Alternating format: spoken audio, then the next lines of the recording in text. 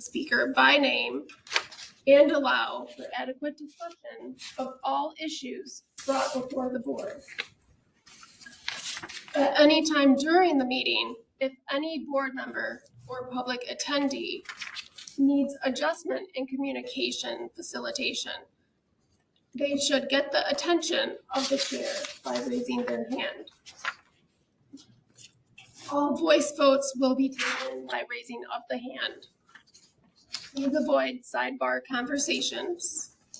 No comments from the public will be entertained during board discussion and should be held for the public comment section of the agenda. Board members are not permitted to respond to public comment. Please keep public comments limited to 3 minutes. All right, so next up, we will move on to agenda item number 3, approval of the agenda. Can we get a motion? I move, this is Sarah, to approve the agenda. Does anyone second? This is Rowan Doherty seconding, but there is some discussion I would like to add as far as using the WebEx. Is that deaf friendly? Is that product? Are we able to go back to the Zoom platform?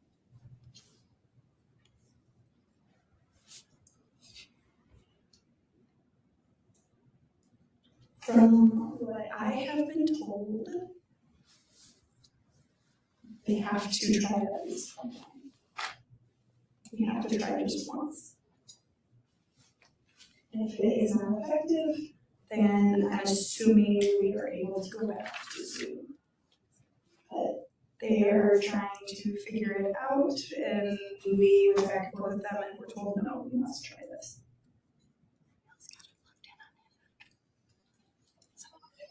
So we have a motion.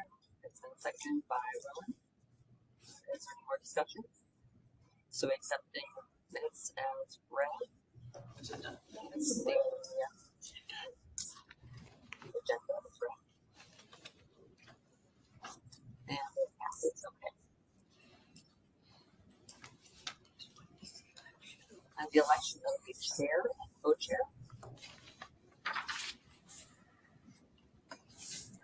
Vice chair, excuse me.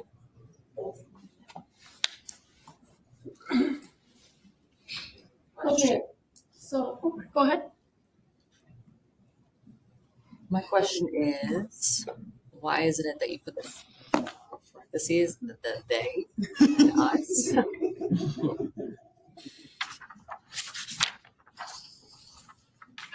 I'm not 100% sure. To identify when who's speaking. When you call roll call,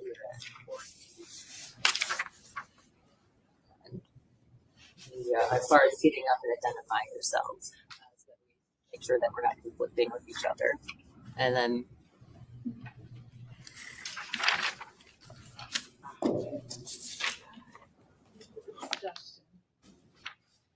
so those who are responsible for this part and what duties are my part is having to understand who is assigned to what role.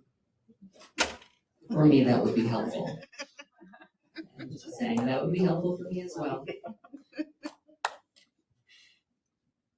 So this is Heather Keel.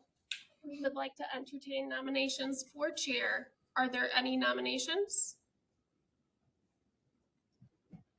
This is Rowan. I nominate Diana.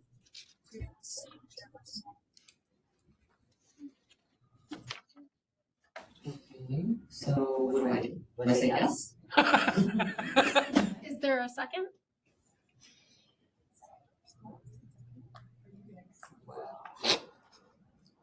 what can I say? I accept. Yes. That's as simple as that. That will serve as a second. Are there any further nominations for chair?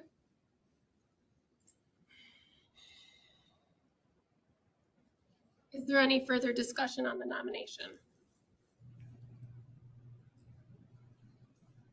With no further discussion at this time, there is a nomination for Diana McKittrick to be chair. That was seconded by Diana. We will now do a roll call vote. The nominee with the majority of the votes. Mitch. Support. April. Support. Sarah. Support. Diana. Oh, I'm sorry, I voted for myself. Okay. Oh, all right. Yes, I support. This is not so friendly. This is not so friendly. Rowan. Support. Miles. Support. Randa. Support.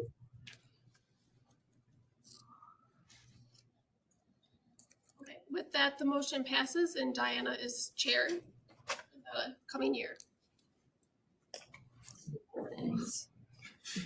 Thank you. Thank you all. Thank you.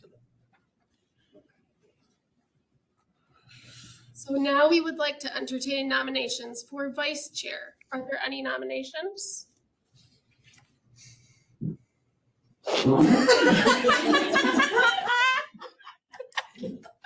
I like to ask first before I get a nomination.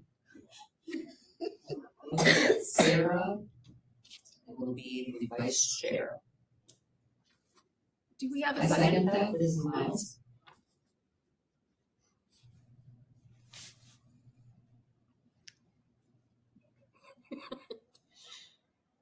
Okay, are there any further nominations?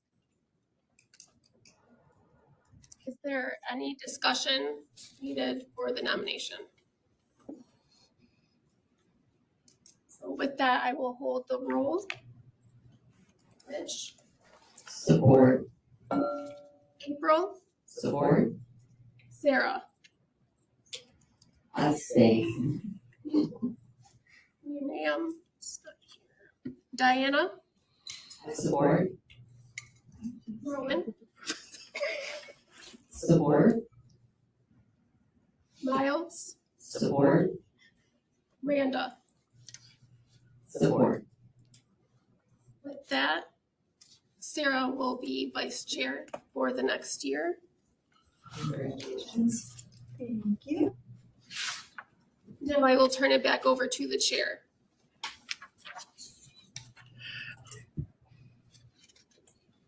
Okay, now we've done our elections. Sarah is still our vice chair, even though she abstained.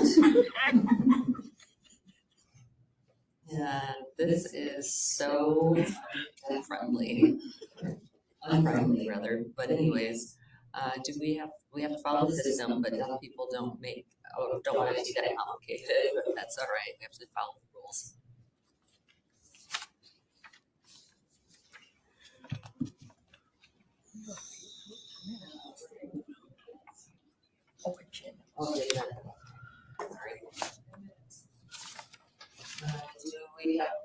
We're looking for an approval of the minutes from January 28th, that meeting that was placed in Flint.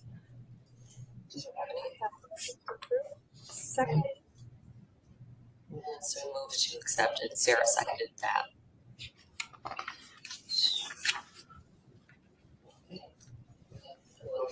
And we accept that without any objection.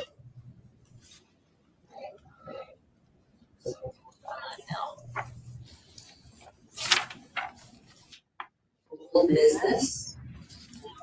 Old business.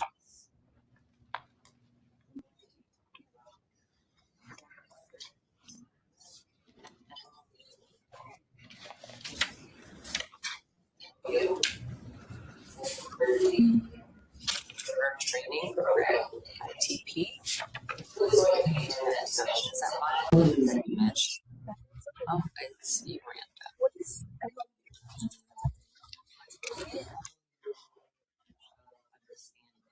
It's a memorandum of understanding,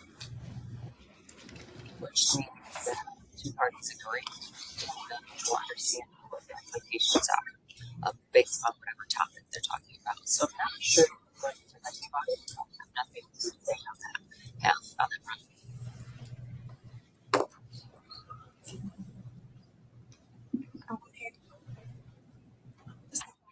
I said it previously. We discussed that with the new rules and regs. The MOU is really obsolete. It's pointless. So there's language in the new rules and regs that regulate the interims for internship for interpreting students. Am I understanding that correctly?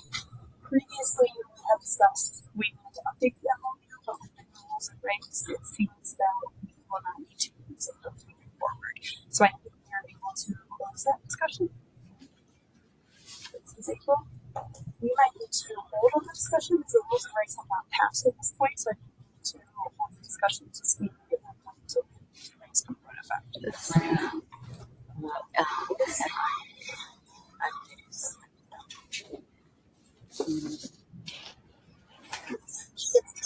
Assessment.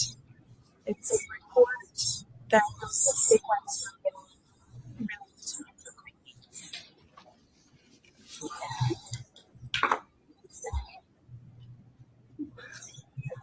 Company they did the survey.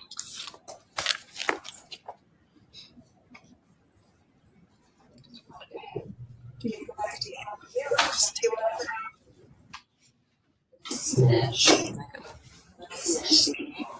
I think that we can remove it from the agenda. Probably the understanding of the concerns about that.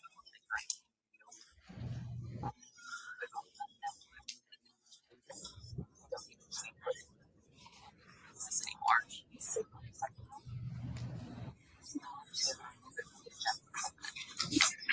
So, How long is it? Since 23rd. Oh, so how long is it on the agenda? it's been. Are you talking about the agenda or are you talking about how long is it? How long is it? Since 2013. It's been 2013. So since 2013, there's been no changes or updates.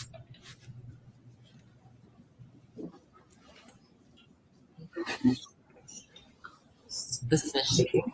Next findings.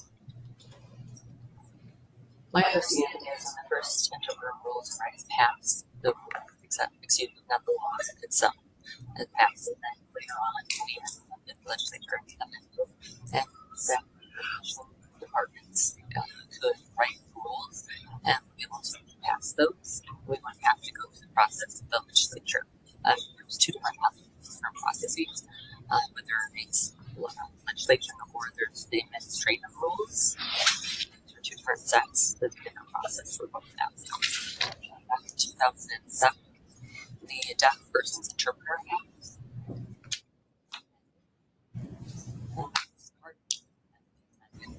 That state agencies with the advice of the Council of the Board and the Division of Deafblind and Hard of Hearing. There was no deadlines at that time, but that was back in 2013. And then later on, the deadline, but that's anyways. As far as writing rules, the first rules and the current rules don't mention students; they don't speak to them. The people online cannot hear any audio at all. So I think that, yeah, they're saying that when somebody speaks with the microphone that they can't hear, but when they use the ceiling that they can. So So if we ask them to Do you guys want to turn off the speak through the room? Can you hear me? This is the interpreter speaking. Are you able to hear me online? Yes, much better. he said, way better, way better. Thank Sorry you. about that. Sorry to interrupt. Okay, so this is Mitch speaking again. Are people in the room okay with not having the microphone? Do we still have access? Is that still happening? Okay, excellent. So, back to what we were saying. The first rules don't mention students. They are not mentioned, which was an issue. And we realized that that's why we have the Division on Deaf deaf, blind, and hard of hearing, and all of the state of Michigan, the ITP, like Madonna, MOD, LCC, OCC, all of them came together and had a discussion and came to have this memorandum of agreement. And hopefully they'll have new rules that will be able to speak to students of what they can and cannot do. Does that give you a little bit of clarification? Yes, thank you very much. And thank you, Mitch. I appreciate that. So is that clear? And now on the floor, we have a motion from Mitch that we remove this from the agenda. The Second, MOU. This is April. Who seconds this? April seconds it. Any more discussion? Okay, so we're gonna vote. Let's vote as far as who wants to have this removed from the agenda. Yes, and Sarah seconded. Yes, April, yes, Miles, yes. Okay, so we'll remove the MOU from the agenda completely.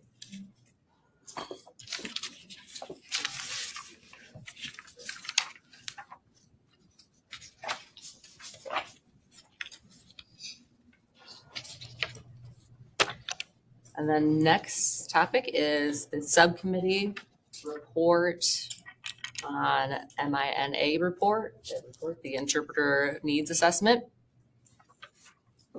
Did our subcommittee work on it? That is the Miles. This is Miles signing.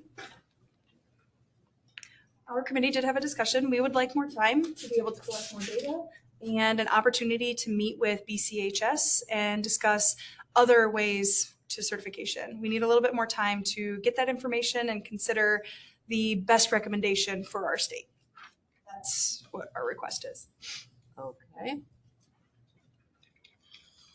Okay, so we can table this to the next meeting, The next meeting, yes. and you'll report out on the next meeting. Yep. Okay, that's fine, good. I really appreciate all of the subcommittee's work and I appreciate all of you. Okay, and so now we're going into new business. And we're going to talk about our partner updates. We have some presentations, starting with the Michigan Department of Civil Rights and the Division of Deaf, Blind, and Hard of Hearing. I see you over there. Where should they stand at? They're deaf. There, because they gotta be They're seen on deaf. the screen. Sorry, my bad. You're okay, girl.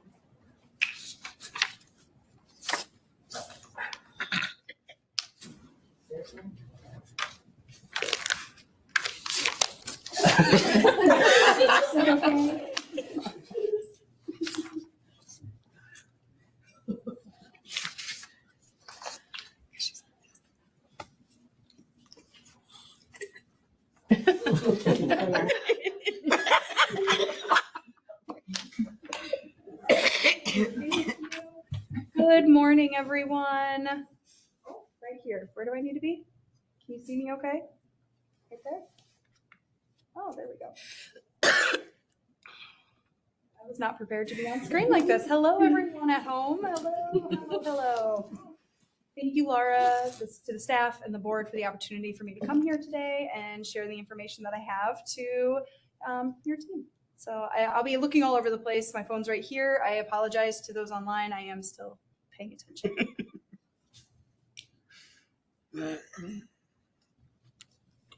First, DOD DBHH finally hired a new individual to our office. Emma is here. Emma is responsible for, well, give me a second. She's the deaf, blind, and hard of hearing liaison. She reaches out to the community. She's more of community outreach. She does training with Elena for all things DOD, DBHH. Just a short explanation of our priorities we are working on right now. We're seeing a lot to do with hospitals. A lot of issues coming out of hospitals, forcing individuals to use sign waivers, to use VRI. You know, it's really nice because your people have hired James. James Check was hired, and we've been working closely with him because we want to partner and solve this issue through education. So that's the big project that we're working on right now, making sure that we share information. And if we see something, we share with James and let James know, and James coordinates to the hospitals. And we have this back and forth going on, trying to figure out how to fix that issue and figuring out a creative way to quickly solve this. There are a ton of hospitals in Michigan. It's very prevalent. It's all over. So we're in the works for that. Everyone at home, I want you to know that I see you, and I know I see your emails, I see your complaints, and I know we're upset, and we are trying to fix that at this moment. Another one is court. Courts don't seem to fully understand how to interact with deaf and hard of hearing people in the courtroom setting when they ask for interpreters and a CDI. So I will go into explanation about why we need CDIs. It's huge, and we need that court endorsement for the CDIs. If you are thinking about getting your court certification, please, your endorsement, please. We are in the pipeline in recruiting people and interpreters to get that court endorsement. We need people of color. We need more Black and brown interpreters as well. So we need CDIs. We're hearing this over and over again. We need people to move here. We need students, MSD to make students here. Let's do this. Let's get this going. We need our CDIs here in the state of Michigan. We're desperate. The DoD DBHH goal is, we want ASL to be everywhere. ASL should be at football games, basketball games, hospitals. It should be there in the courts, in the education. ASL needs to be seen. People need to see and recognize ASL here in Michigan. So part of that is encouraging more and more students and more people to learn ASL.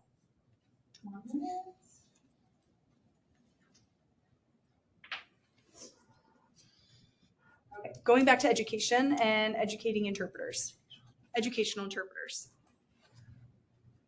We're seeing school districts pushing back on hiring interpreters for students. We're basically stuck with VRI in the classroom.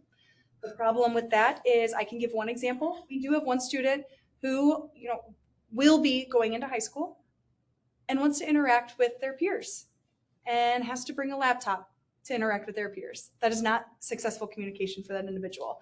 The school is resisting and pushing back on hiring interpreters. Their excuses being they can't find interpreters because, of that shortage, the loophole there. They're shrugging off their responsibilities for that, and they're just going straight towards VRI. And kind of that kind of force, it really impacts the student's mental health. It is very harmful. So we need to change that. That needs to be changed. We need to educate our school districts and make sure that students are able to interact with other students, and that parents really encourage that we get in-person interpreters for the educational settings. That's a huge deal that we have here happening in Michigan. School districts resisting, and it is the students' right. It is their civil right. And we're working on making that a success for our students.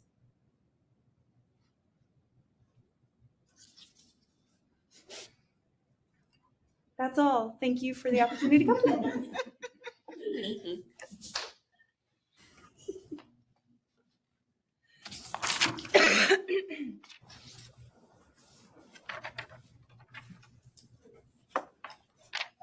Question. Yeah, I have a question. Can I ask Kenya a question? Director Lowe a question? Is that possible?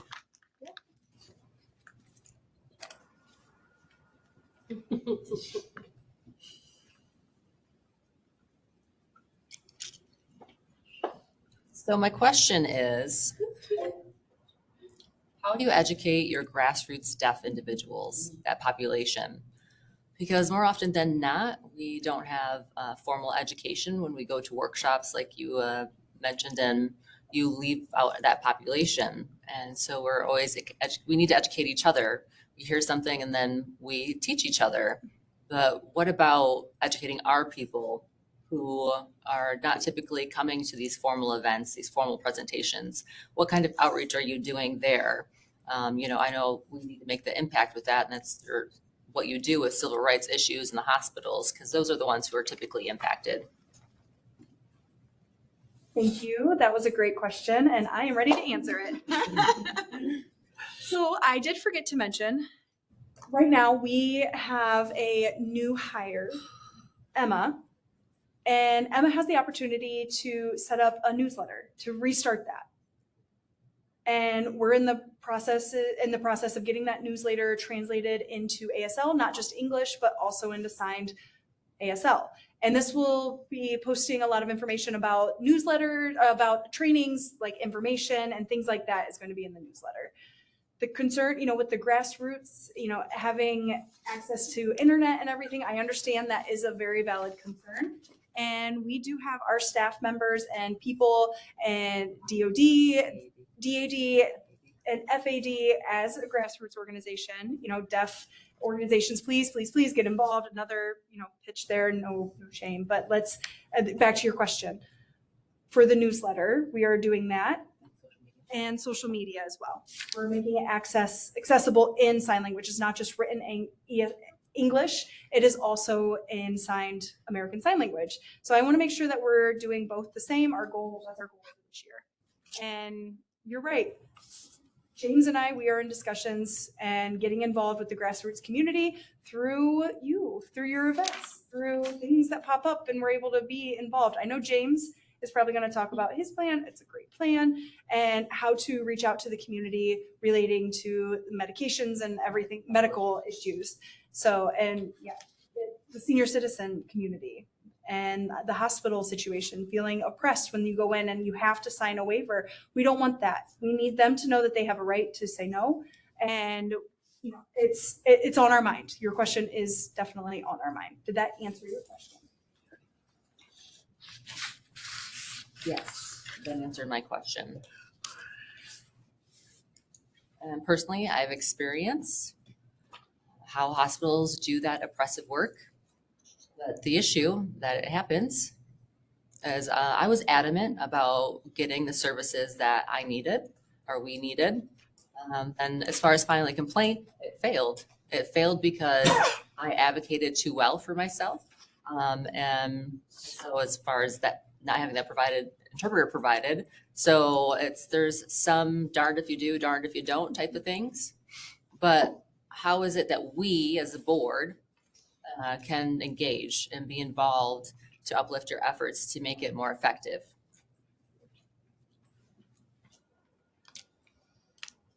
I'm not sure if the Lara board has the authority to host an event, or if it's just us hosting these events. But I know James being involved, I'm not sure if, we're able to do that completely, but the hospitals need training. That's really what it is.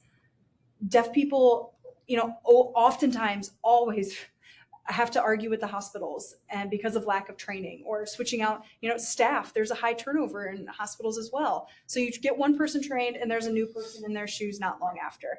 So the hospital staff really needs to know, and they need to have someone that understands what's going on and what the deaf community wants. Some deaf want VRI, fine, have at it, but not everyone. A lot don't. A lot of people, that doesn't match their needs, that doesn't accommodate them. So we're, the few that want VRI is going to force everyone to do it, and that's not okay. It's difficult. It's a difficult problem to solve. But if we keep having these discussions and hosting these events, hosting workshops, using social media, sending out this information in sign language, I believe it can improve here in Michigan. And I believe that we could have a 5-year, it could reduce the impact on the deaf and hard of hearing community. I've seen the harm that hits. And in the hospitals, I'm sure a good example, there was a hospital, a deaf person forced they had an interpreter that was scheduled before, and then the dad came in and he had high blood pressure, and he came in to get his services, but he already had an appointment.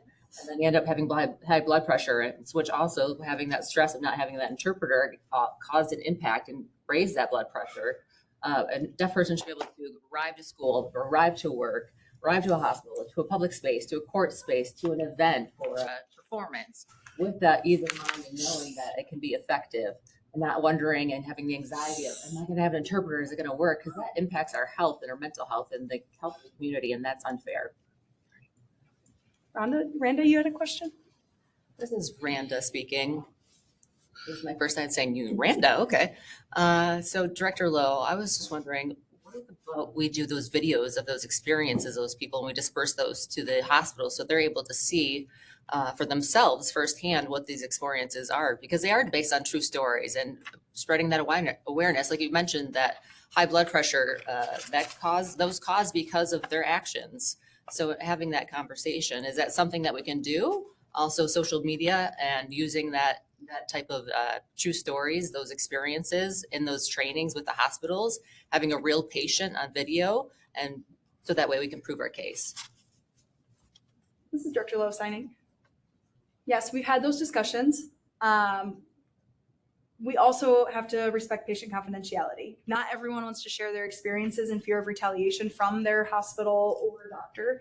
So it's a really sticky situation. You have a great suggestion, but we're gonna have to use actors if you're interested. But anyway, so we do have to do that. We have to use actors to show what it looks like instead of using a real patient who experienced it. We might have, a panel or, someone to share their story and what they've gone through, their traumatic, we ask them to go through this traumatic experience again, just for us to record it and, show everyone. That's a lot of work and a big labor on deaf people.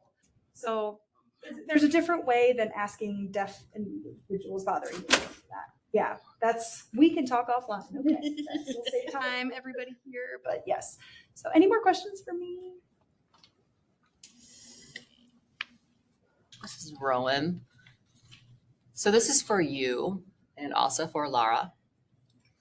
With the understanding that Laura regulates certifications of hospitals, doctors, physicians, perhaps you and Laura need to collaborate and partner together to provide a workshop for those doctors' offices, those medical offices, and those hospitals. Perhaps if they refuse, then maybe they could lose their license, or there could be some sort of consequences to those actions. This is Director Lowe signing. We always welcome partnership with Laura. So far, it has been great partnering with them. So yes, I want to put that out there. We need more work in the community. So I'm not saying that Laura's doing nothing. Please don't get me wrong. We want more partnership. We want more work together, and we want more work to be completed. And so we can reduce the impact on our community. We want to be able to see things change. One last question here. This is Diana. Do you have a list of targeted hospitals that you're going to be hitting first? Because I can give you a name of one hospital that can be an absolute pain. Yes. Perfect. Excellent. That's great. I said, do you have a list of targeted hospitals that you plan on educating out the gate? Okay. Yeah, they are quite dumb. They're quite dumb because they have a deaf-blind individual. They brought in VRI for the deaf-blind individual. The audacity, and then to ask the deaf person to interpret who wasn't even certified. Come on.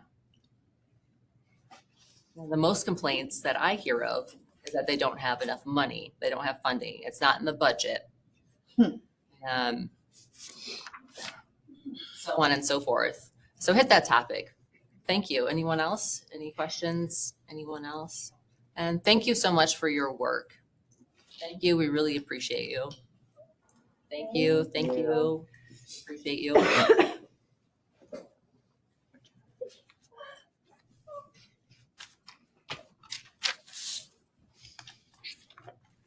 Department of Education, MDE, the resource for deaf and hard of hearing. There's no one present today. And then I have the Michigan Department of Ed. Nope, now we have Michigan School for the Deaf.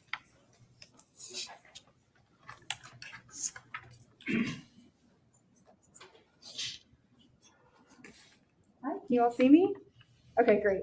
Hello. Oh, look at that. I can look right there. I thought the camera was for you to check where you're at. Thank you, thank you, thank you. Hello, good morning, afternoon. We're almost at afternoon. Good afternoon.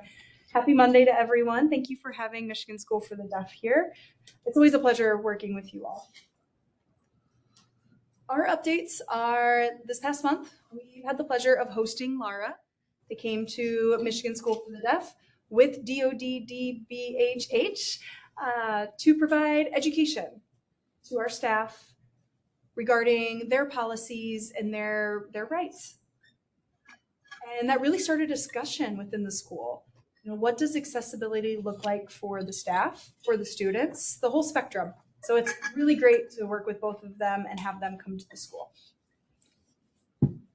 They also provided that kind of presentation for the Michigan Department of Education in general, including human resources, the Office of Special Ed. I mean, the whole spectrum was there. It was great. It was nice to have everyone come and see what each department offered and figure out what accessibility looks like in their own respective departments and how they follow the Michigan law and policy and rules.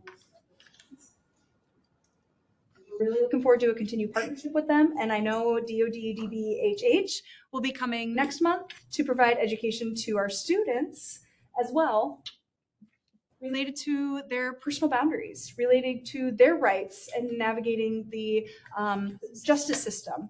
The only thing they did something for our staff, and now we're looking at our students and, you know, just teaching them to advocate for themselves as they go forward. Michigan School for the Deaf has 2 new hires. One is our new interpreter, meaning our staff interpreters are growing slowly. We have 3 now. Most of them are just focused on servicing the students. We also hired a new youth dorm director, and they're here. Matt is over there, Matt Krieger. We are thrilled that we were able to hire and take them both on this year. Final news being next week, Monday, we will be hosting a Magic Morton. He's a magician who comes alongside with Linda, his wife, who is also deaf. And they will be at MSD on Monday from 6:30 to 7:30. I want to invite everyone here. Please come. It'll be a $5 admission at the door. That's it. All of the money and all the proceeds will go to the students. Thank you, everyone. Thank you for inviting us.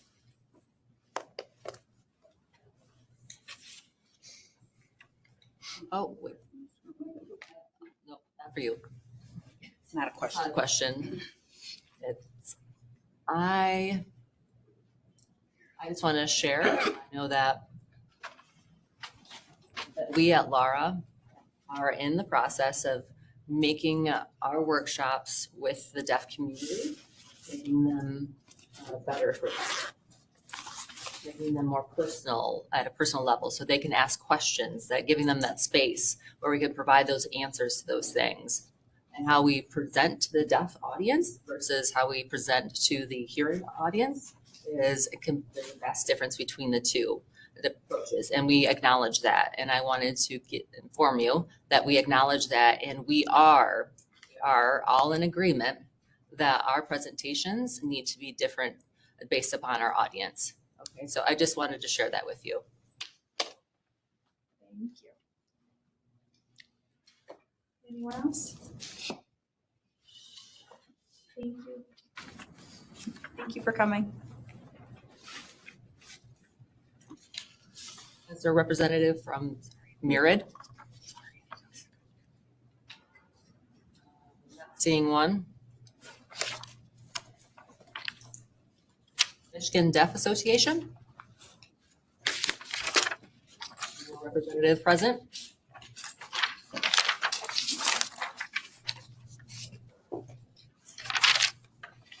Community Partners. Communication Access Center, CAC. Not seeing anyone present.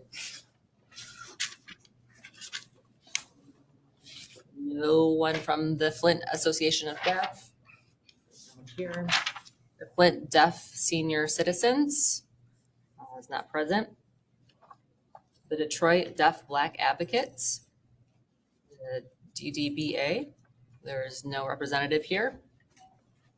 So now we are at department update. Oh, I'm sorry, Rowan. Can we table? Can we take a break before we go into presentations? Sure. We all have biological needs, so. Okay, let's take does 10 minutes sound good? 10, 15, 10 minutes? All right, 10-minute break. Come back at 12:10. Sounds good to me.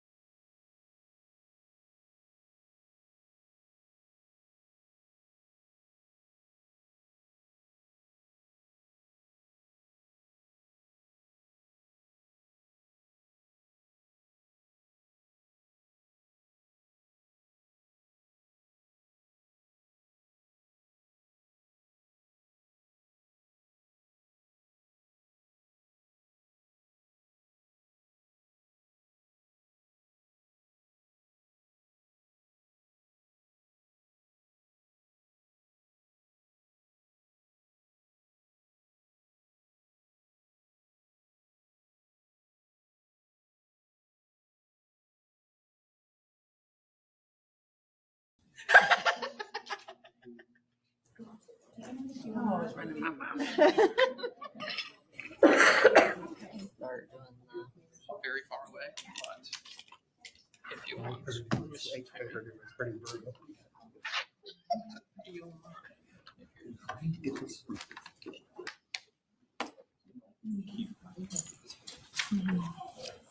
meeting. The meeting is resuming now. Now the time is 12:14. Sorry about that, Deaf Standard Time, you know how it is. Okay, moving on. Now is department update. Thank you, Diana. I appreciate that. First, I want to start out with welcoming Miranda to the board. We're excited to have you. So great to have you. And we're going to send you some things. I noticed in the beginning you had a couple questions, so we're going to send you some information so that you've got your identity report and stuff. So just wanted to make sure we welcomed you and let you know. All right. It is up. You can go to slide 2. Whoever's controlling that. Okay, slide 2. Doing the update here. I first want to mention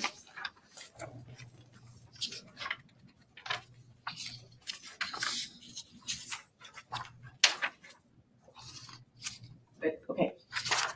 First, I just want to mention the interpreter registry, which I know has been a work in progress. We made the updates last fall for initial updates, but we are continuing to work on the registry. And Department of Technology and Management and Budget, or DTMB, did the release of the updated system, like I said, last fall. So we will continue. We did secure about $330,000 to update or replace the interpreter registry and database. So that's coming, but more on that soon. Next slide, please. All right. Draft rules. We've been working with the board to incorporate the public comments for those of you that were able to submit public comments or attend the town halls. Thank you for those. There's also a playlist on our website that in ASL for those that want to view the updates in ASL. We've received a little over 2,000 views so far, so we're excited that people are using those. Next slide, please.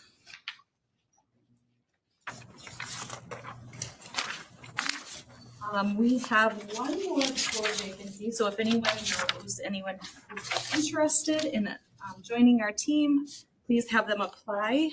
In the presentation here that you see has the link to where you can apply at. So if you're interested, please apply so we can get a full board. Next slide, please. All right. Some events and presentations that we've attended this year. One of our sister divisions is the adult foster care division, and Peter took the time to work with them to provide some training about their potential individuals that may be requiring services in their facilities. So, as well as I know Jessica mentioned that we presented at the Michigan School for the Deaf last one on the administrative rules. We also plan to attend the Silent Weekend that's coming up in Grand Rapids on April 18th. And we were invited to present in May to the House Disability Caucus to highlight the QI programs and the Michigan Needs Assessment Report at Innovative Plus. Next slide, please. I'm going to pause for interpreter switch.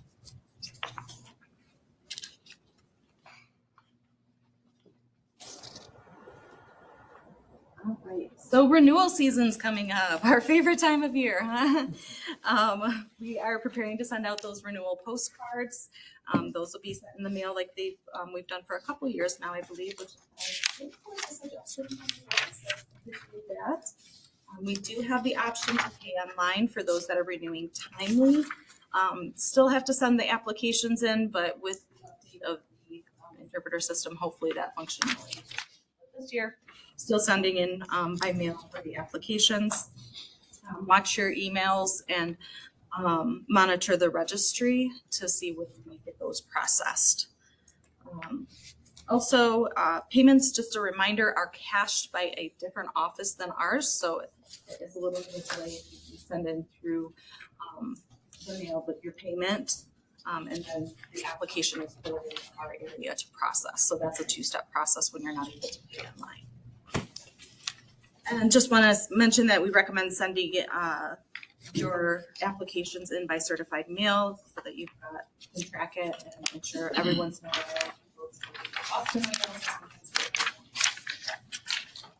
Next slide, please. Renewal reminders on endorsements. If you are not renewing an endorsement, please indicate that on your application. If you're adding a new endorsement, indicate that on your application as well. And our existing endorsements renew with your renewal application, and they are to maintain endorsement and submit the required CEUs each 4 years. That's all on renewals. Next slide, please. So complaints, we have received more complaints since 2024 in October 2024, but the last year and a half we've received 11 complaints. It may not seem like a lot, but we weren't receiving any at one point, so some is better than nothing. We broke it down to fiscal year 25 and 26. So fiscal year 26 so far, that would be October 1st, 2025 till now. We've closed out 2 complaints due to lack of jurisdiction and no violation. And then we have 3 open investigations currently and 2 that are pending enforcement action. And today we have with us Jason Schieneman, who's sitting over here. He's the one who helps us with the enforcement action and the process processes those after an investigation has been completed. In fiscal year 25, we had 1 RID revocation, Michigan revocation, and then 1 RID revocation and 2 cease and desist, which means basically we asked them to stop interpreting. Complaints. Next slide, please. So performance exams. We created a survey for after our performance exams so that when a candidate takes a test, they can give us feedback on that. So hopefully we'll get some good feedback to potentially improve the process. Or they can say, we're doing a great job and there's no improvements. Who knows? But we would like to see some improvement, get their feedback so that if there are improvements, take that into consideration. We also created a handout for the candidates to give them a little more information on what to expect after they take the exam, and then the QR code to we're exploring doing some BEI exam workshops or trainings to help people prep for these exams. There's been some requests for that, and we know the pass rates are kind of low, so we'd like to give our candidates as much support as possible.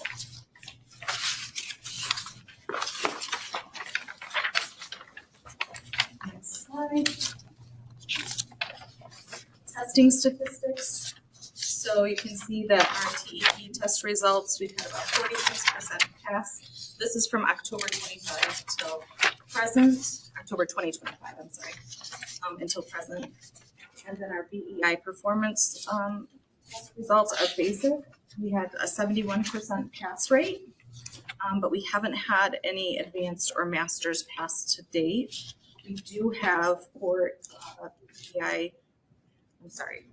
11 BEI ones of the basics that were pending results, and 4 BEI that are pending results. So hopefully our next meeting will have some more updates for that. Next slide, please. Oh, and that would be Larry. I'm going to turn it over to.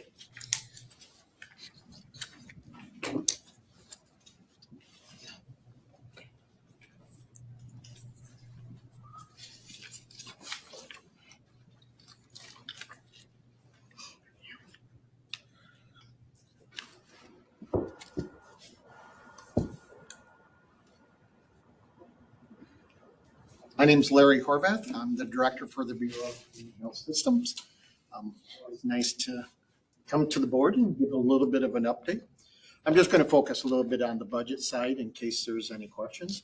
But as you know, for direct staff that we have for the section, we have Colleen, who is our section, Heather, who is our department analyst, and then we have Peter, who is our human resource developer, and we have a student that assists. So when you look at our budget, when you look over on the other side, when you look at that $541,000 that it costs us to operate the program, that's, you know, the bulk of it is going to be their salaries, their fringe benefits, and things of that nature. But I also want to recognize the additional resources the department is putting forth on this program. There's my time, the deputy director's time, Heather's Holsey's time. So Heather's salary is not counted in this. We have Jason, our administrative law specialist. We have Jim Wiggins and his team on investigators. And then I should say, recognize the other three, Craig and Kyle and Tammy back there, always assisting with our board meetings and any time we have a community event or something like that. So all of these additional bodies are not counted in our budget. One of the things that I found very interesting as we got this program, and I was learning, and Diane and I were talking during the break, is one of the things we want to do is hire, when we get the deaf interpreter, the DI's up and running with the new administrative rules, we'd like to hire a DI, especially in our complaint investigation. I think it's important that if a deaf person's complaining, we'll be able to see their own peer when they're talking. I was telling Diane, it was interesting, you know, I can't remember what the state employment is, 30, 50,000 employees. And I reached out and I said, I want to learn about hiring somebody that is deaf. Because you know, in all my years in state government, I have never worked with somebody outside of maybe civil rights and the Department of Education. And I said, could you give me another area in which I can learn from the other area about working with a deaf person? And our HR department could not identify. And so one of the things I hope that's kind of outside our scope, but I'm, you know, there's a lot of times we do things outside our scope. And hopefully we don't get questioned on it. But one thing I would hope that, you know, with James now on board, you know, as an advocate, a consumer advocate, we've always focused on our providers. We focus on our, you know, qualified interpreters that are certified. We focus on our hospitals, our nursing homes as providers, but we never focused on the consumer. And so bringing on James as focusing on the consumer, one of the side things I'd like to see is, can we put together a program about why are you not hiring a deaf person? And how do you work with that individual? It should not be as complicated as we think it is. So I hope one of the side benefits of this is that we're going to see the state move forward on this as well. Let me just talk a little bit about our Bureau budget. Our Bureau has 162 full-time employees. Our budget is around $26 million. In the Qualified Interpreter Program, we're going to expect to spend $500,000 for fiscal year 25, and that's for the direct people that we hire for the program. And as you can see, the fees that we collect is around 10% of our budget. Yeah. But we also don't want fees to be a barrier for QIs. We need more QIs in the state. So we'll, you know, right now we have been able to shift funding. Obviously, the governor and the legislature last year gave us money to support the program. And then when we need to, we shift funds from our $26 million for other programs. We have a little bit of flexibility in our budget. But you can see the revenues that we collect. The Texas contract costs us about half our revenues. So the program is really reliant on general fund dollars. And if you're in government, you would understand general fund dollars, but that is dollars that the legislature and the governor earmarked for us, but they can go away at any time. If the legislature says, we're going to cut you by $1 million, you know, we don't have obviously fees to back up that. So we're always trying to look for ways to be self-sufficient. But I wanted to share with the board. you know, another cost and you know, the cost of the board meetings are we spend in these board meetings. We have found ways to make some savings and the team can get in there. As Heather said, we were able to secure $330,000 outside of our regular money to $330,000 sounds like a lot.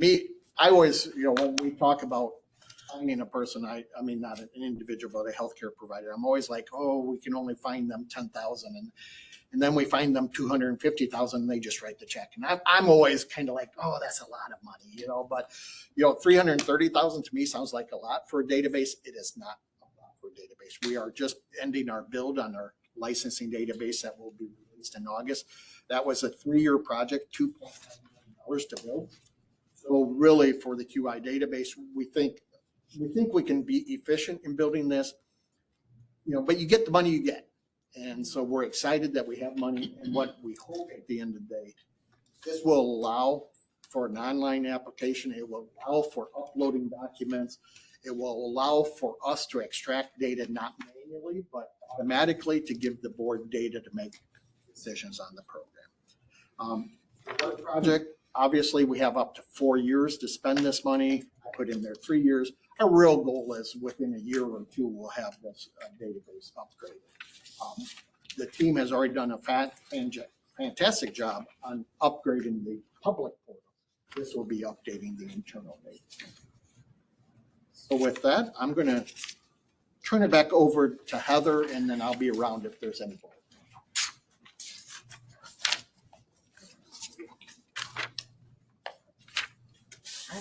Next slide, please.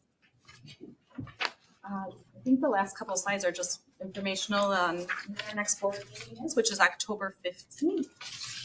That'll be at Community College. So over on the west side of the state, this will be the first time over there. So hopefully those that are from the west side of the state are able to join us as well as others. But that will be October 15th at 1 p.m. And then just the last slide here, I believe. Maybe not. Nope, it's not. Oh, one more after that. But this one is just to, if you would like to receive messages from the department or from the state of Michigan, you can sign up for those on GovDelivery. And I also wanted to highlight, we have been doing a little better job of posting on Facebook and social media. So we're getting better at that, but you can follow us on Facebook if you'd like to, or YouTube, we have a channel for as well. And last slide. And this is just contact information for the program staff. If you would like to contact, and our regular phone if it's interested in contacting us there, or by email. That's all I have. Thank you. Do you have any questions? This is Sarah. It's not really necessarily a question, but a few things. I take a look at the Facebook on Michigan Sign Language Interpreters page, and someone brought up an issue about the online directory. And the question says, do you have any idea why some say EIPA and others don't list EIPA? And they only have the numbers of the EIPA, 18. The number of them is 18 interpreters throughout the state of Michigan that have their credentials listed. It says, I'm assuming that this is not an ongoing issue. However, it's not reflecting the appropriate certifications. So they wanted to ensure that it's instead that the data is correct. And I can share with you later, but maybe that's something we can look into. I also made a note here. I'm just curious, as Laura, can we start doing some PSAs, some announcements regarding the interpreters, not just the rules, but saying perhaps the complaint process. If this is right, this is wrong. If your interpreter does this, then yes, you have the right to file a complaint. Like those type of educational scenarios, so that way our deaf community can be empowered and know when they actually have the right to file a complaint. I'm happy to see the numbers of complaints increasing. I know. It's weird to say that I like the increase in complaints, but I know that it's been a mess in our field and it's time to do a cleanup. So I would like to see some sort of PSA type of thing for the deaf community to be able to inform them of different scenarios where they have the right to file a complaint. Oh, and something else here. When we're talking about investigation or talking about looking into the BEI, the workshops and things, the prep workshops for the BEI, what does that process look like into that? Who are we talking with? What do those conversations look like? I had to check with Colleen on that one because I couldn't remember. Lori Metcalf we've been talking with her, which I think a lot of people know her in the industry as having helped to develop the training or the BEI test itself or exams. So we have been working with her. We're hoping to get those up and running soon. I'd love to have something more frequently offered to our BEIs right now, or our candidates, because I think that there's definitely a need for it and an interest. The trainings just aren't, what I've been told, are not offered that often. So I think that's really a challenge. But we have been working with Lori Metcalf, and I know in a little bit here, April's going to talk a little bit about Gallaudet and what they're offering as well. So if you know of any trainings that are out there. That was the one that I knew about, but I was just Yeah. I think she's going to mention that in our announcements. So we would like to have more of those out there. We're definitely happy to push messages out when there is a something offered as far as trainings or education that we can support our BEI candidates. You know, that's a resource that is much needed. So, and to mention the PS, go ahead. This is Randa. You just mentioned resources. I'm just curious, as far as the BEI, is there annual workshops that we could come out to? I want to ask more questions related to the mentoring as far as who's failed and who hasn't got enough feedback. That's harming our deaf community. So I was wondering if you could provide us with that type of thing. Yeah, absolutely. I think that's what we're hoping to do, is to have more offered out there and supporting it. Unfortunately, we can't offer ourselves at Lara, but we can partner with others to offer support for those trainings and support. And what do you mean by supports? What does that look like? So when I say support, also I think our rules are addressing a little bit about the mentorship, which maybe will help improve pass rates as well.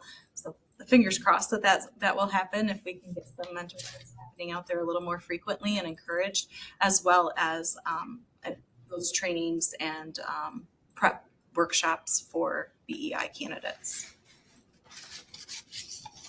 So that mentorship, making sure that we're doing it for having that. I think that would be great. From what I understand, a lot of the trainings workshops are online, but we can definitely ask more. Online? That's not necessarily friendly. We need to see the actual human, that person. That's how we communicate. That's our language. Yeah, absolutely. And are you talking for the BEI workshops? Correct. Yep. We have not found somebody who offers them in person yet. I don't know, April, if you have any more on that, but I know you're going to mention that in a little bit. I haven't found any, but if you guys know of anyone that are offering in person or online, we're happy to support that and try to push the message as much as possible. A little bit off subject here, but so we're talking about that mentorship and providing the training and doing that for each county.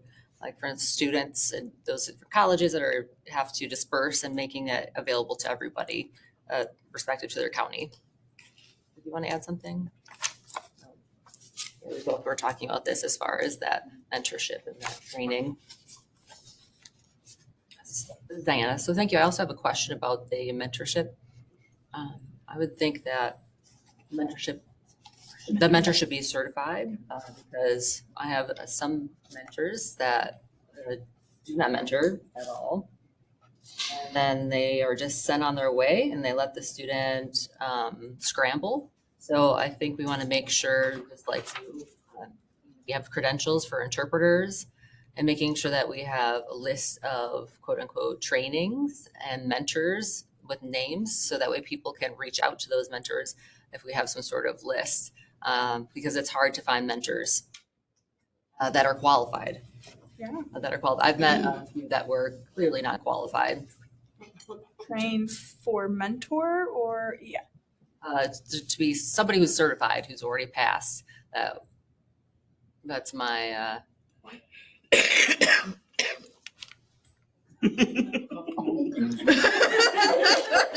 Apologies. Yeah. I mean, I had to ask. This is Sarah. We're talking about mentorship. Mentorship, it's really a volunteer thing. Interpreters are willing to mentor. $26.9 million. No. That's not our money. That's not our money. That money. That money is not with us. Nope. That's not ours. No, I think that was a misunderstanding. I'm still learning. That's okay. That's fine. It seems like they have funding for that. You'll get us. You're right. Right now, in general, for interpreters, if the students want to be mentored, typically they go through their ITP, their interpreter training program, and that ITP already has a system in place where they are certified interpreters who are willing to volunteer their time, maybe in little bit, in exchange for a little bit of funding, but they'll be mentoring the students. I'll give you a better picture on what actually happens with the QI money.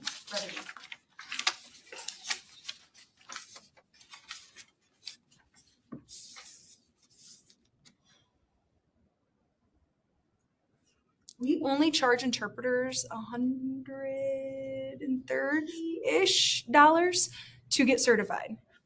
That money only accounts for $58,000. That's it. We paid Texas $28,000 to rent their test, the BEI. So what's left out of that, 25,000-ish. We get money from their general fund, BCHS. They make things work and get us into the budget. And really, here the QI is that revenue. There's not enough money. It's not even breaking even from what we collect to what we pay out. BCHS is really paying in. Even just to host this meeting right now, they are paying close to $10,000. So we're not really making money at the moment. We're blessed to be under them, and they're willing to steal from Peter to pay Paul, essentially. So that's for the mentorship. That is coming through the ITP program. I'm doing the mentor for my students at the every single month, but that's my volunteer time. That's my time that I'm doing that. And if I do something for Mott, they pay me a little. I get a little stipend to do something there, but it's still my time that I'm giving, and I'm willing to make that investment. So just to give you a better picture of what the mentorship looks like. Thank you.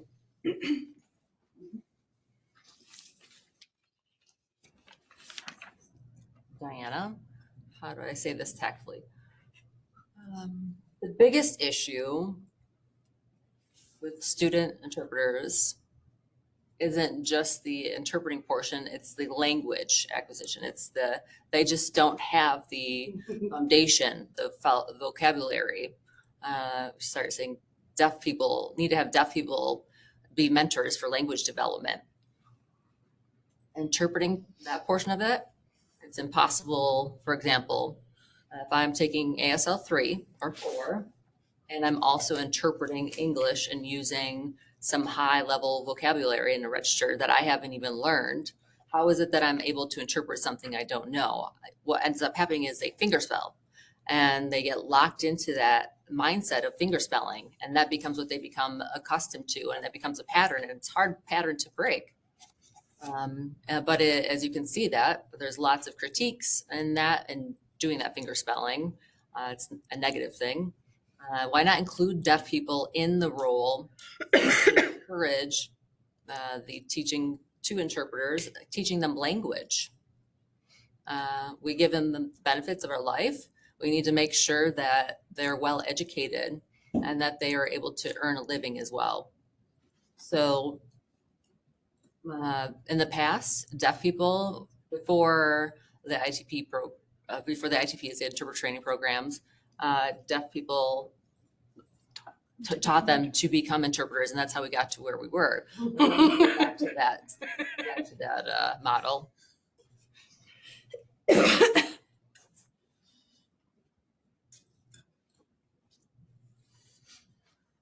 This is Rowan signing. Regarding the rules, the interpreting rules about mentoring currently.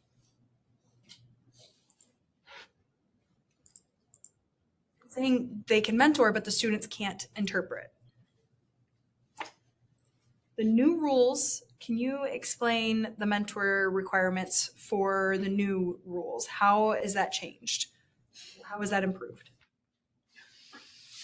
Rowan, you're testing me to remember. I believe, am I correct that they are, the difference between old and new is just that we have to lay out the process and the rules of what we're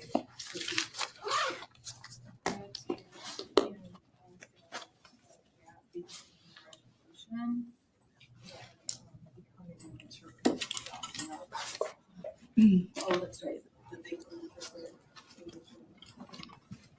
So the mentorship allows them to interpret between not just while they're in school, but also after they've graduated until they obtain certification with a mentor. Great. This is Miles speaking. So students can interpret with a certified mentor. Great. Through an ITP. And the nice with the new rules, they have the gap in there. Mm-hmm. So that's nice. That's perfect. Also, I want to add about the deaf mentor. I work for 2 ITPs, and we do hire deaf mentors. We do apply for grants annually so that we are able to pay the interpreters and the deaf mentors. If you are interested, please reach out. We'd love to have more deaf mentors at LCC, and Flint has a bit more of a population, a stronger deaf community there, but both colleges, I'm sure OCC as well, they do their best with the money that they have to invite deaf staff in and invite deaf community members to be able to participate in their programs. We're always looking for more avenues and ASL teachers. So please apply. It's an open door. But they have to have their masters, right? For MOT, you have to have a master's. For LCC, you must have a bachelor's. So you can have different requirements for different colleges. However, yes, we do have different agreements at each college institution. But yes, MOT, you have to have a master's, and LCC must have a bachelor's. A master's for all ASL or for 1 and 2. Okay. But with this, we don't run a lot of different 3, 4, and 5 classes. We have deaf educators who are teaching 3, 4, and 5. We only run one each semester, so we don't have a plethora of 2, 3, 4, and 5. There's a lot of ASL 1 classes. We would love to have more deaf applicants, and I understand that master's degree requirement limits things, but we've been trying to have those conversations. However, if you're interested or curious or wondering, please reach out to me. Okay, thank you. I do have one question for Larry.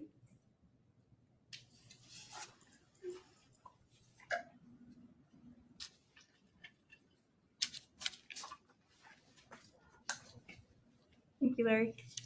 The Texas. We're still renting the test from Texas. And they are also doing our scoring? Correct. Are we thinking about doing anything different? This time. Are we open to this discussions? Yes. Okay. But right now, this is, obviously, we have RID, we have BEI, there really is no alternative. But if Michigan decides to have an alternative or another alternative comes up, we do have in the proposed administrative rules that the board has the right to kind of say, we want to accept this new tool. And then the rule says we can accept it for a period of time, but within 2 years, then we would have to formally adopt whatever that new certification process is in the rule set. But kind of have this was a nice part of the new rule set is we do have this, hey, we found something new out there that might be beneficial to Michigan. So it gives us that flexibility. Okay, so that would be a new idea for a process. Does that include designate or Yes. deaf interpreters, DIs? For right now, the DIs, so obviously we have the CDIs, which would go through RID. In Michigan, we will now have a new class called the DIs, and those criteria are different than what would be the criteria for a speaking interpreter. There are the Right. different criteria. Now, at some point in time, if there's a new, I mean, we do have an exam. I think there's an exam in that one, Diana, that you suggested. I can't remember what the exam was particularly. But they don't have to go through RID, they don't have to go to BEI. But if there's a tool that comes along, yes, we can add that in. I think what we're gonna do with the new DI classification is it's gonna be a learning experience for us. 2 years from now, we'll kind of say, we didn't think about this and we need to modify. So that's what usually happens when you have a new classification. Okay. I would really like to see that, when the rules pass, for the DI to be right away for people to be able to get that.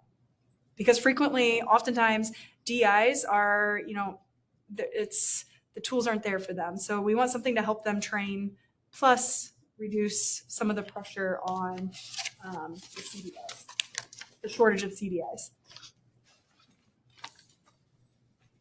Will you also provide training classes for DI, like the BEI?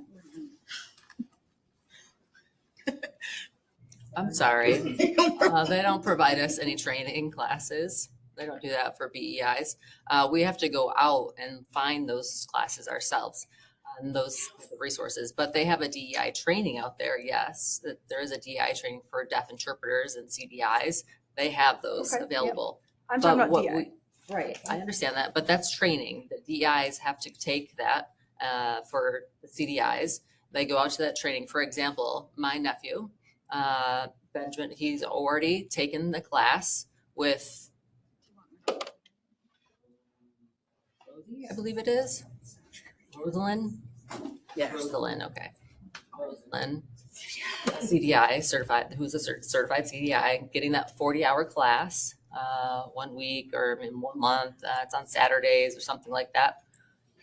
He went and learned all that, got that class, finished that class, got the certificate, and now he can use that certificate in order to be able to become a DI here in Michigan, as long as he has an associate's degree. Right. So that's why I keep telling deaf folks, now is the time. Go get your associate's degree in whatever it is. Right? It doesn't matter. Just get that associate. So by the time the rules pass, you'll be ready to go in and become a DI. If you start doing that, take those classes, so that they offer in the United States. Take those classes. But again, Lara does not provide us interpreters in Michigan any workshops or classes or trainings. That's something that we have to do on our own accord. I'm confused. I thought Am I right? said this is Miles. they will advertise the BEI workshops that are already being hosted. Like, if you say, Lori Metcalf has workshops for the BEI on occasion, Laura's happy to, post that for us and advertise for it, but they're not going to host it or pay for it. They'll just let the community know for other workshops. They're happy to support and advertise for us. But I think that's where the misunderstanding came in. And this is Larry. The reason we're exploring the workshop concept is because the board has brought to our attention time and time again that people are not passing the test. And so we're trying to encourage these workshops. We're going to help coordinate them. We will put a little funding toward them in the initial pilot phase.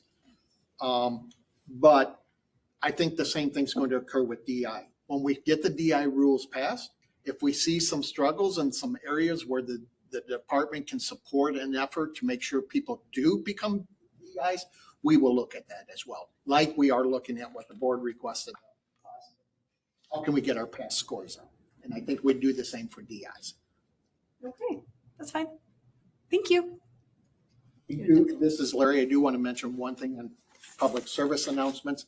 We just met within the last 2 weeks with the communication director. We hope to have James meeting with the communication director soon.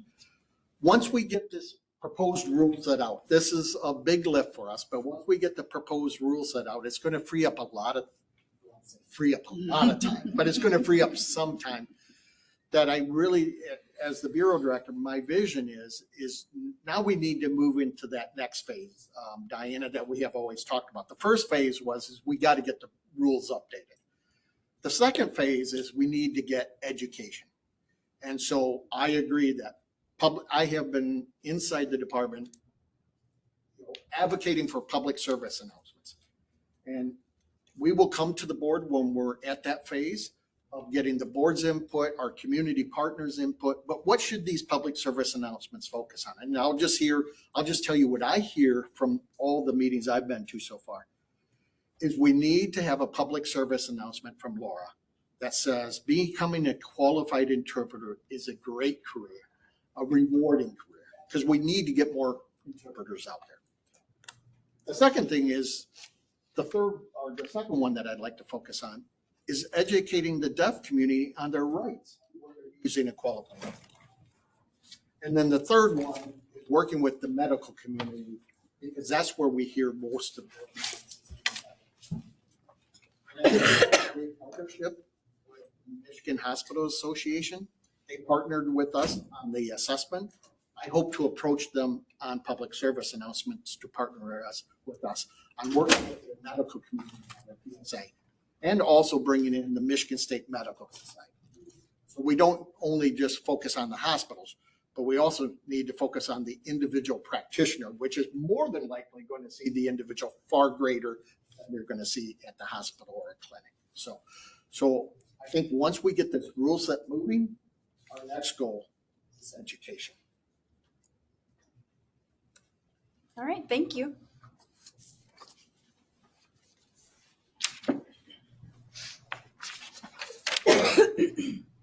Okay, now that we're done with, yes, I have a question. I'm waiting for Heather. Sorry.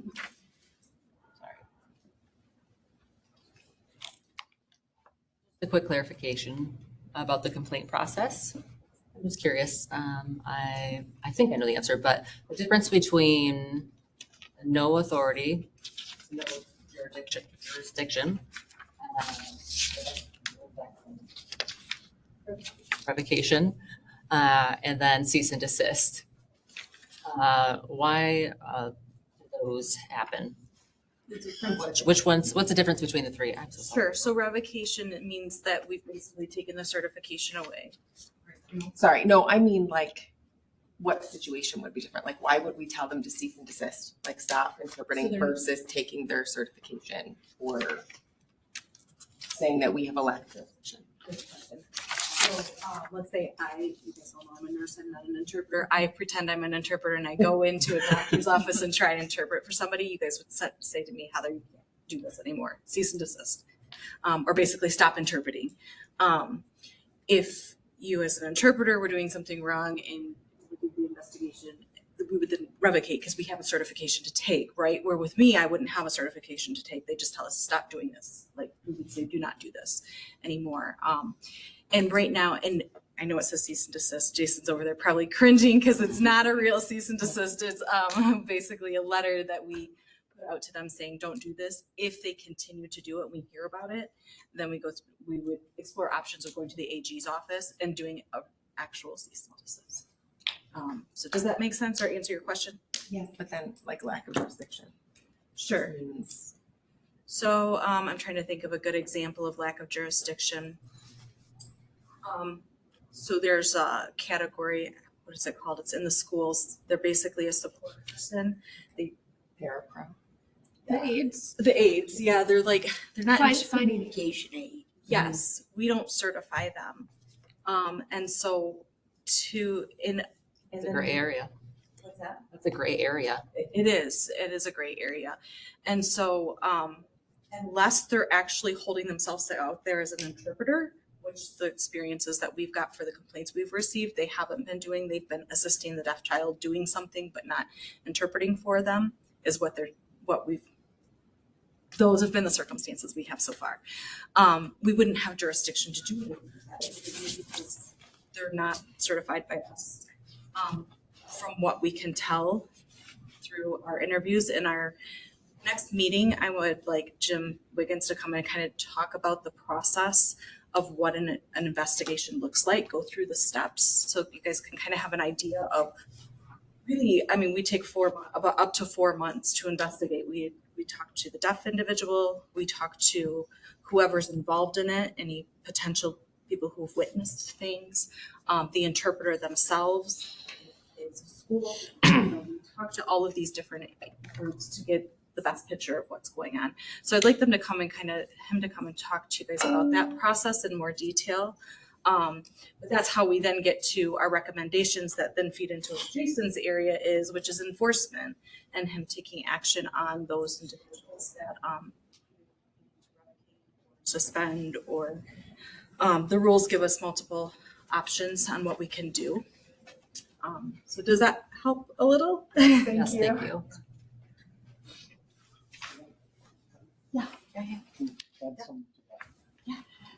So this is Larry.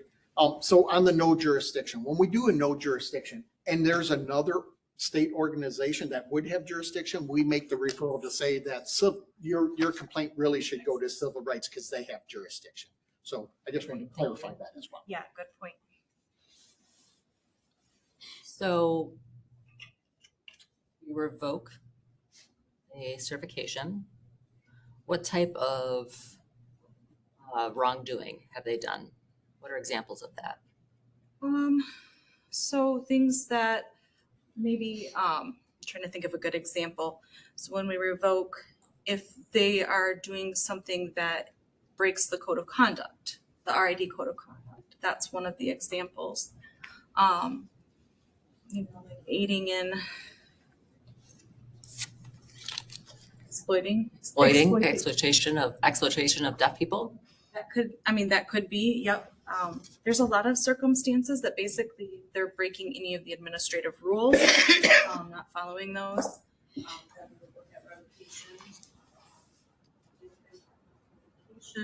So for instance, there's been a couple that they weren't certified and continue to try to provide services. Those would be the ones that we would say, okay, stop doing what you're doing. And that's after full investigations though. Yeah, Heather, can I Yes. ask you? Yeah.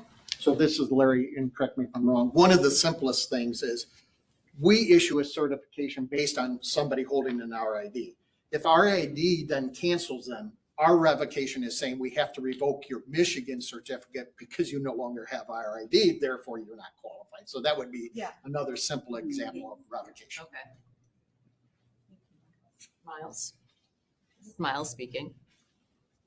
How long is a revocation good for? Is it just dependent on a situation? Are they able to get their certification back? Is it a permanent situation? I'm just curious. Revocation would be permanent. If we were to suspend them, then that would be a certain length of time. but revocations would be permanent. Thank you. Thank you. Any other questions? Okay, thank you, Heather, and thank you, Larry.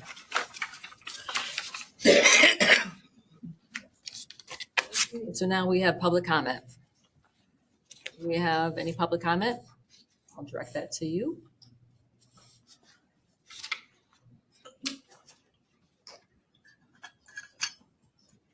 We have one in-person public comment in the mail. Elena, you may go to the backdrop.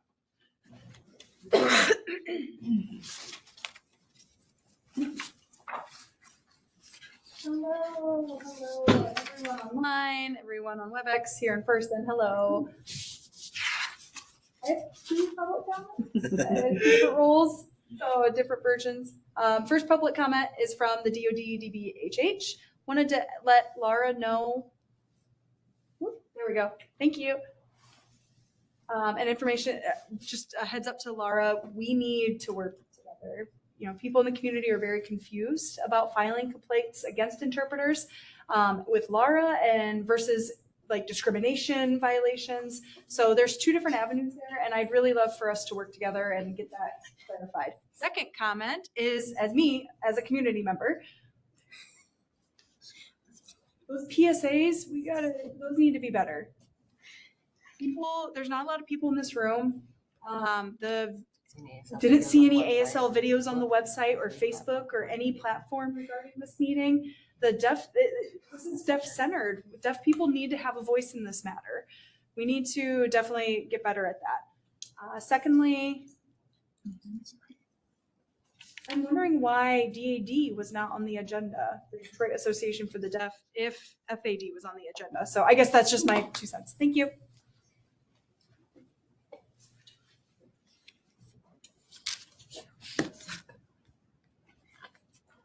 Thank you. I'm mulling over here about your comment. Okay. Do we have any other public comment? We have no other in-person public comments at this time. Tammy, do we have any online? There are no online.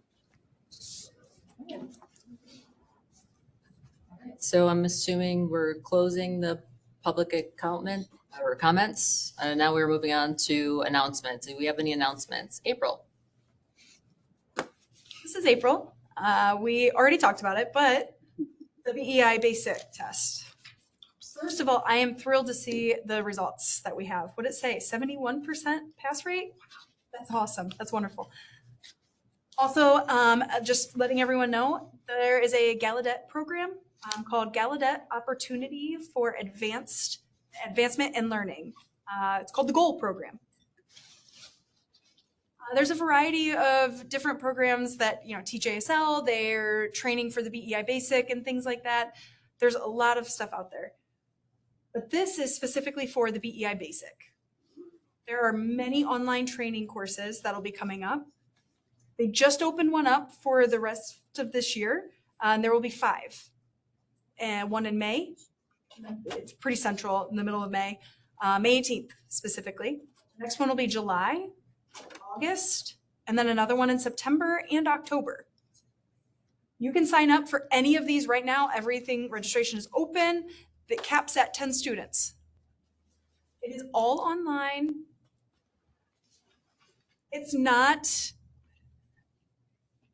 asynchronous, but it is a 4-week program. You have to sign on and look and follow the trainings and activities and things. You would use Go React. You get feedback, guided support. There are mock BEI tests in there from start to finish. There will be 2 different teachers. I will be one of them. And Andrea Rickoff will be the other. There will be a variety of I just wanted to let everyone know, right now it is the BEI Basic, and they will be adding the advanced levels later on. You don't have to become a student at Gallaudet. You're just using their Blackboard platform, but you don't have to become an official student. You pay for the class and join the class. There's no prereqs for it. They suggest that you have graduated from an ITP or have sign language fluency. So that's it. So just heads up. There will be an email and a link sent through Laura, through the BCHS, and we'll ask them to blast this out to everybody. That's good. Any other announcements? Oh, Do you have one? Just an announcement, yeah. Good. if I'm not mistaken, the Division on Deaf, Blind, and Hard of Hearing, their advisory meeting is April 24th at 1 o'clock in Kalamazoo.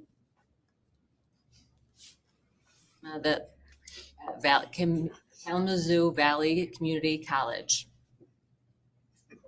Room number 4380.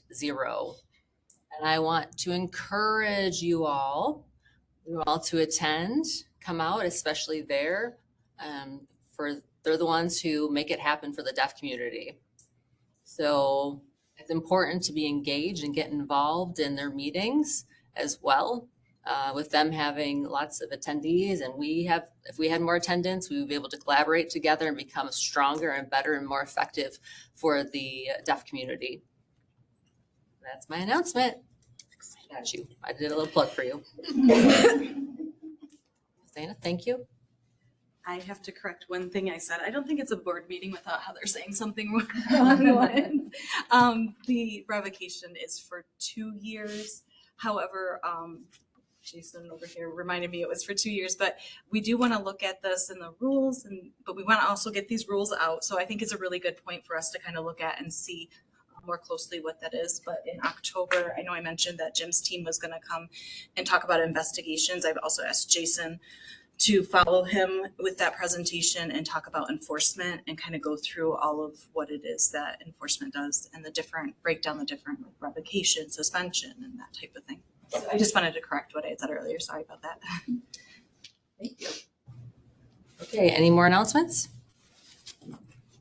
Seeing none. Then do I hear a motion to adjourn? I motion to adjourn the meeting. I second that. The meeting is adjourned at 1:11. Thank you for coming out. Thank you, interpreters, for your